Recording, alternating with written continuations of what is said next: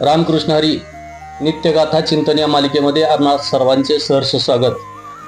श्री संत तुकाराम महाराज यांचा हा अभंग अत्यंत प्रेरणादायी आहे। या अभंगामध्ये त्यांनी संतांच्या पाऊल खुणावर चालण्याचे महत्त्व आणि विठ्ठल नामाचा महिमा सांगितला आहे।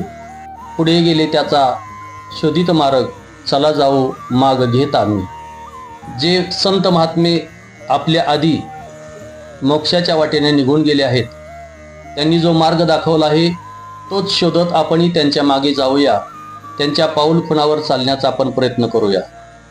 आणि दुसऱ्या चरणामध्ये वंदू चरण रज शेवू उष्टावळी पूर्वकर्मी होळी करून या, त्या संतांच्या चरणाची धूळ आपण कपाळी लावू आणि त्यांनी दिलेल्या प्रसादाचे म्हणजे उष्टावळीचे सेवन करू। असे केल्याने आपल्या संचित कर्माचा, पापाचा, वाईट विचाराचा नाश होईल। अमुप हे गाठी बांधू भांडवल, अनाथा विठ्ठल आम्हा जोगा। विठ्ठल नामाचे अफाट भांडवल आपण आपल्या गाठी बांधूया। आपल्यासारख्या अनाथासाठी विठ्ठल हाच एकमेव आधार आहे आणि तो आपल्याला सांभाळण्यास समर्थ आहे। अवघी होती लाभ एका या चिंतने, नाम संकीर्तने गोविंदाच्या।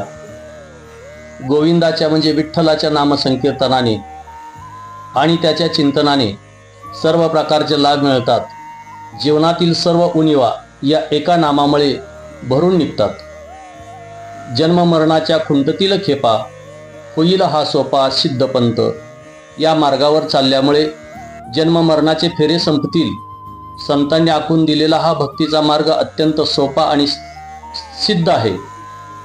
का म्हणे घालू जीवपणा चिरा, जाऊ त्या माहेरा निजाची या। तुकाराम महाराज म्हणतात, आपल्यातील मीपणा किंवा जीवपणा संपून त्याला दगड लावून पुरून आपण आपल्या खऱ्या माहेराकडे म्हणजेच आत्मस्वरूपाकडे किंवा देवाकडे जाऊया। चैतन्य तुकाराम।